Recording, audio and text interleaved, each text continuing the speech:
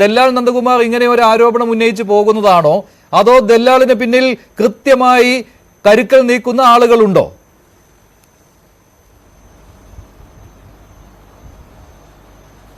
അല്ല മഞ്ജുഷ, എനിക്ക് ഒരു ധാരണയുമില്ല ഈ ദല്ലാൽ നന്ദകുമാറിന്റെ പുറകിൽ ആരാണ് അല്ലെങ്കിൽ ഏത് പാർട്ടിക്കാരാണ് എന്നുള്ളതിനെ കുറിച്ച് എനിക്കൊരു പിടിയുമില്ല. ഈ ദല്ലാൽ നന്ദകുമാറിനെ എനിക്ക് വ്യക്തിപരമായി അറിയില്ല. അദ്ദേഹം ദില്ലിയിൽ കൂടെ കൂടെ വരാറുണ്ടെന്നും അദ്ദേഹത്തെ അദ്ദേഹം ഈ ഫ്ലൈറ്റിന്റെ ആദ്യത്തെ റോയിൽ 500 രൂപ അധികം കൊടുത്ത് സീറ്റ് വാങ്ങിക്കുന്ന ഒരാളാണ്. അപ്പൊ അതുകൊണ്ട് അദ്ദേഹത്തിന്റെ അടുത്തിരുന്ന് യാത്ര ചെയ്യാൻ ഒരു തവണ എനിക്ക് സാഹചര്യം ഉണ്ടായിട്ടുണ്ട്. എന്നാൽ അദ്ദേഹം എന്നോടല്ല, അദ്ദേഹം എന്നെ മനസ്സിലാകാത്ത അദ്ദേഹത്തിന് അവിടെ കൂടെ ഇരുന്ന മറ്റൊരു പ്രമുഖനായ വ്യക്തിയോടാണ് അദ്ദേഹം മുഴുവൻ സമയവും അന്ന് സംസാരിച്ചത് എന്നാണ് എന്റെ ഓർമ്മ.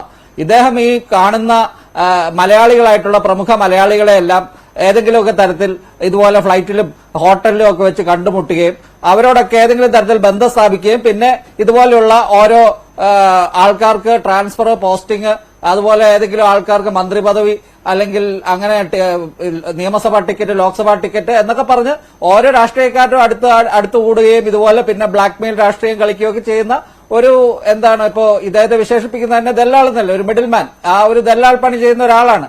പിന്നെ ഇദ്ദേഹം ആദ്യം കേരളത്തിലെ CPM-ന്റെ VS പക്ഷത്ത് നിന്ന് പിന്നീട് പിണറായി പക്ഷത്ത് എത്തി നിൽക്കുകയും ഇപ്പോഴും ഇദ്ദേഹം CPM-ന്റെ അടുത്ത ആളായിട്ട്, ഇപ്പൊ EP ജയരാജന്റെ ഒക്കെ അടുത്ത ആളായിട്ട് അറിയപ്പെടുകയും ചെയ്യുന്ന ആളാണ്.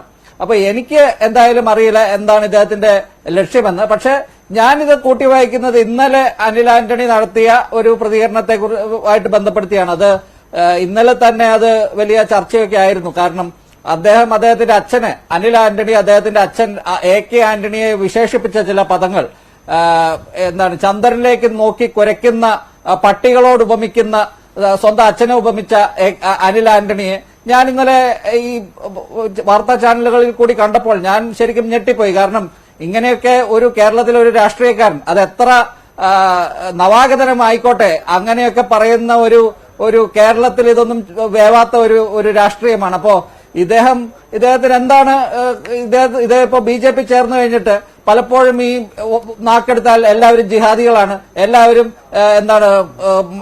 ഈ ഇന്ത്യ പാകിസ്ഥാനിലേക്ക് പോകണം എന്നൊക്കെ പറയുന്ന ഒരു കാര്യമുണ്ട്. പക്ഷെ അത് സ്വന്തം അച്ഛനിലേക്കും ആ കാര്യം അദ്ദേഹം എടുത്ത് നീട്ടിയപ്പോൾ പത്തനംതിട്ടയിലുള്ള ആൾക്കാർ, ഇപ്പൊ ഇവിടെ ശ്രീ ഷാബു പ്രസാദ് പറയുന്നുണ്ട് അനിൽ ആന്റണി ജയിക്കാൻ നിൽക്കുകയാണ്, അപ്പൊ അദ്ദേഹത്തെ തോൽപ്പിക്കാൻ വേണ്ടി ദല്ലാൽ നന്ദകുമാർ ഇറങ്ങിയിരിക്കുകയാണെന്ന്. പക്ഷെ എന്റെ അഭിപ്രായത്തിൽ ഇങ്ങനെയൊക്കെ സംസാരിക്കുന്ന ഒരു രാഷ്ട്രീയക്കാരൻ എത്ര ജയസാധ്യത ഉണ്ടെങ്കിലും ഈ പറഞ്ഞ ഒറ്റ കാര്യത്തിന്റെ പേരിൽ തന്നെ പത്തനംതിട്ടക്കാർ തോൽപ്പിച്ചു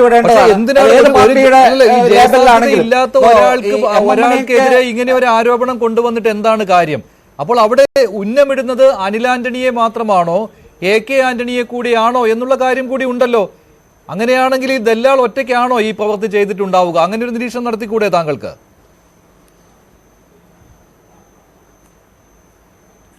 അല്ല, എനിക്ക് ഉറപ്പില്ലാത്തത് കൊണ്ടാണ് ഇപ്പോ ഈ അനിൽ ആന്റണിയെ കുറിച്ച്, അതിലേക്ക് ഞാൻ വരാം. ഇപ്പോ തോമസ് ഐസക് ആണോ ഇതിന്റെ പുറകിലെന്ന് നമുക്ക് ന്യായമായി സംശയിക്കാം. പക്ഷെ എനിക്ക് അതിനെക്കുറിച്ച് കൃത്യമായ ഒരു ധാരണയോ അല്ലെങ്കിൽ അതിനെക്കുറിച്ച് എനിക്ക് CPM-ന്റെ നേതാക്കളുമായിട്ട് സംസാരിച്ചതിൽ നിന്ന് എനിക്കൊന്നും മനസ്സിലായിട്ടില്ല. കാരണം തോമസ് ഐസക് വ്യക്തിപരമായി ഓപ്പറേറ്റ് ചെയ്യുകയോ അല്ലെങ്കിൽ അദ്ദേഹം നടത്തുന്ന ഒരു ഓപ്പറേഷനാണോ അല്ലെങ്കിൽ CPM തന്നെ നടത്തുന്ന ഓപ്പറേഷനാണോ എന്ന് എനിക്കറിയില്ല. പക്ഷേ ഈ അനിൽ ആന്റണിയെ കുറിച്ച് ചില കാര്യങ്ങൾ ദല്ലാൽ നന്ദകുമാർ പറഞ്ഞ കാര്യങ്ങളൊന്നും സ്ഥിരീകരിക്കാത്തപ്പോൾ തന്നെ അദ്ദേഹം ദില്ലിയിൽ AK ആന്റണി പ്രതിരോധ മന്ത്രിയായിരുന്നപ്പോൾ ചില ഹോട്ടലുകളിൽ ചില പാർട്ടികൾ, ഈ ഡിന്നർ പാർട്ടികളൊക്കെ അദ്ദേഹം കൊടുത്തിരുന്നതായിട്ടും ഒക്കെ എനിക്കറിയാം. പക്ഷെ ഈ ദല്ലാൽ നന്ദകുമാർ പറഞ്ഞതുപോലെ ഈ കാശ് വാങ്ങിക്കുകയോ അല്ലെങ്കിൽ ഫോട്ടോസ്റ്റാറ്റ് എടുത്ത് രേഖകൾ കൊടുക്കുകയോ ഒക്കെ ചെയ്യുമോ എന്ന് എനിക്കറിയില്ല. പക്ഷെ അനിൽ ആന്റണിയെ കുറിച്ച് ചില കഥകളൊക്കെ ഇങ്ങനെ അധികാരത്തിന്റെ ഉപശാലകളിലൊക്കെ പലരും പറഞ്ഞു കേട്ടിരുന്നു. പക്ഷെ അത് ഈ പറയുന്നത് പോലെ കാര്യമാണോ? ഈ അധികാര ഇടനാഴിയിൽ PJ കുര്യനുമായിട്ടും ബന്ധം പുലർത്തുന്നതായിട്ടുള്ള വാർത്തകളും ഉണ്ടായിരുന്നല്ലോ മുമ്പ്, ഇല്ലേ? കുര്യൻ നിഷേധിച്ചിട്ടില്ല. ഇപ്പൊ ദല്ലാൽ നന്ദകുമാറിനെ അറിയുമെന്ന് തന്നെയാണ് അദ്ദേഹം പറഞ്ഞത്. മാത്രമല്ല ദല്ലാൽ നന്ദകുമാർ ഇങ്ങനെ കാശ് വാങ്ങി കൊടുക്കണമെന്ന് പറഞ്ഞ് തന്റെ അടുത്ത് വരികയും താൻ അതിൽ ഇടപെട്ടു എന്നും PJ കുര്യൻ സമ്മതിക്കുന്നുമുണ്ട്.